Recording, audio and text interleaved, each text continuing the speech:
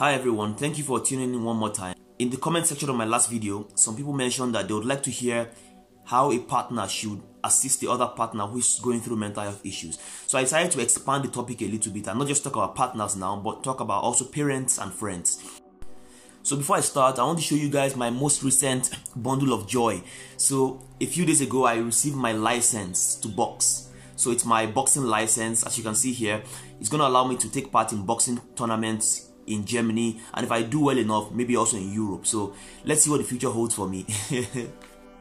So as a parent of a child suffering from mental health issues, how do you help them cope with this? So first of all, you have to note that it's understandable that you are sad and you have big hopes for your child, but then you feel like with these issues that the child is going through, with the way this child is behaving, will this child be able to achieve anything, and will this child amount to anything in life? So you have these worries, but don't let your children see these worries. It's your job as an adult to be able to mask your fears and let them see you as someone they can look up to. You know, that doesn't mean that you pretend, but let them not also be scared just by looking at you. Then the second thing you have to note is that you have to watch your words with your children, you know, especially when they are suffering from an issue. Be very careful with your words. So you see your child on the bed all the time, feeling tired, feeling lazy, feeling down all the time. It's not the right thing to come and say, did they call your bed here? I'm going shaking it on, I'm going one, this one shaking it on, you want to oh, kawe, oh, pass exam, oh, shaking it on. You know, don't say these kind of things to your child. You know, don't hurt your child with the words, because the child is already in a bad situation. You're not making it worse with your words. And also be careful not to hit your children so much, you know. You know, this kind of stuff. Just because of their issues. Because, you know, domestic violence, hitting your children, and bad words can often make a bad situation very, very, very worse. So the next thing that parents should take note of is that if you have more than one child, you know, don't lose focus on the other children who are not suffering from mental health issues, you know. So because you're focusing on your child who is suffering, don't lose focus on the other children. Don't let your care that you're showing to one child prevent you from showing care to the other children, because again, they are all still children, and we all still feel this bond to our parents, and we want their attention, we want their time. So when they don't give it to us, no matter what, we feel bad. So you are already making your other children feel bad and feel unwanted, you know. Then something else you need to be careful of is that while you are focusing on the main child who is suffering, don't make the other children something like slaves. So it's very common that parents, they leave the other child who is suffering because the child cannot do so much,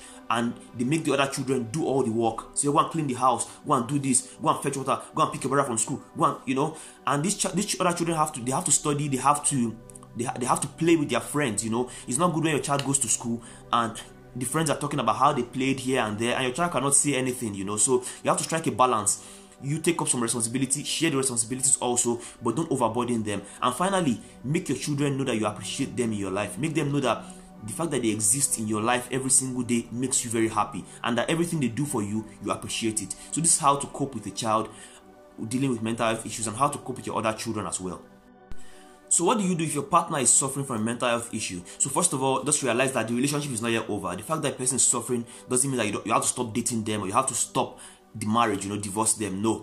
So the next thing you have to do is to make sure that they go to therapy. So you have a partner suffering, don't let them stay in the bed all day, don't let them stay inside the house all day. I mean, there's that temptation that you love this person, you want to make them happy, and they want to lie down, and that's their happiness. But no, there's no happiness in lying down the whole day, the whole week, not doing anything. So push them to therapy. Let them go and see a therapist, let them talk to a therapist. If they are feeling too lazy to do so, book the appointment for them and push them and take them with you, you know, to the therapy session. When you get to the therapy session, ensure that the therapist also does, you know, couple therapy for both of you. So joint therapy where both of you can be there, and you know better how to handle your partner's issues. Something else you should do with your partner when they are suffering is to make sure that you take a walk with them. So when you guys are in the house the whole day, you know, you are walking and they are just laying down on the bed, you say, what, babe, you know what, get up, let's go outside, let's look at the sun, let's just sit down outside. We don't have to walk far away, let's just stay outside the door, you know. So push them to go outside. When you get outside, again, take a walk, come back. These kind of things definitely improve the mood a great deal. And when you do this consistently, the person develops a love for going outside, and it helps them get better.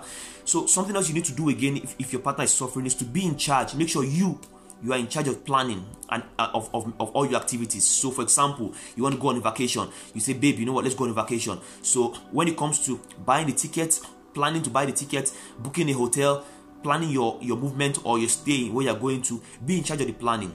If you give them the power of planning, they wouldn't do anything because they're laying in bed all day. So you say, okay, babe, you know what, buy the tickets now. So the fact that they are not planning doesn't mean that they're not going to do anything. No, but you be the one in charge and say, okay, you know what, take the phone and buy the ticket now. So they buy the ticket, you know. You say, okay, babe, you know what, get up, let's go now to the travel agent, and you guys go. When it comes to making decisions, you have to make them jointly. So you want to go on a vacation, you don't say because my partner is suffering, he doesn't have a say or she doesn't have a say. No, you say, okay, babe, you know what, between Ghana, Liberia, and South Africa, where should we go? You guys decide jointly. But when it comes to execution, make sure that you are in charge of pushing all the steps and distributing the duties. So something else you have to notice that you have to be very kind to your partner, be very kind with your words, be very careful of the things you say to your partner, be very careful of how you say those things. So sometimes you are frustrated and you lash out and say things like, wow, no, don't say those kind of things. Be very careful of what you say, you know, because the words have a lasting effect. When they drop, they're like eggs and you cannot pick them up again, you know. So finally, be very kind to your partner.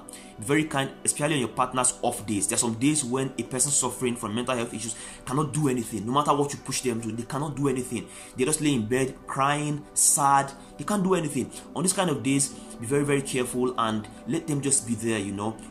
That's the day where you have to cook for them, you have to clean, you have to do everything in the house, and just generally show care and compassion to your partner. So if you're a friend of a person suffering from a mental health issue, how can you help your friend? You know, the first thing you can do to your friend is don't mock your friend and don't make them the laughing stock. You know, so it's very common that friends, because they don't feel a strong attachment to you like family, they make fun of your issues. They say, don't mind him or don't mind her, that's how she does, she's lazy, and they laugh at you, you know. So be very, very careful. I remember when I was growing up, I used to twitch a lot, you know, and people used to make fun of me for twitching a lot, you know, but it's something I couldn't control. I still twitch now, but not that bad. And I didn't like that people were making fun of me for that reason. I wish they didn't, you know. So second thing you should do is, or you should be careful of, is that don't take advantage of your friend. So your friend is suffering and you, again, like I said, you don't feel this family bond that you feel to your brother or your sister. Don't take advantage of their suffering. Don't take advantage of them financially or any other way. Be very careful and very fair with how you are dealing with them. And finally, as a friend, sometimes go out of your way to help. Yeah, you might not feel this bond to them, but go out of your way to do things for them. If they need help and they need someone to talk to, even if it's late, don't be like, well, I need to sleep, I have to sleep, I cannot talk on the phone to you. Pick the phone and talk to them, listen to what they have to say. Or don't be like, oh no, you know I have to go out now, you cannot come and meet me. No. Once in a while, be accommodating, let your friend come to you. They are feeling so down and they think about you and they want to spend that time with you as a friend. Make yourself available for them, you know. And this is how you can help someone who's your friend dealing with mental health issues.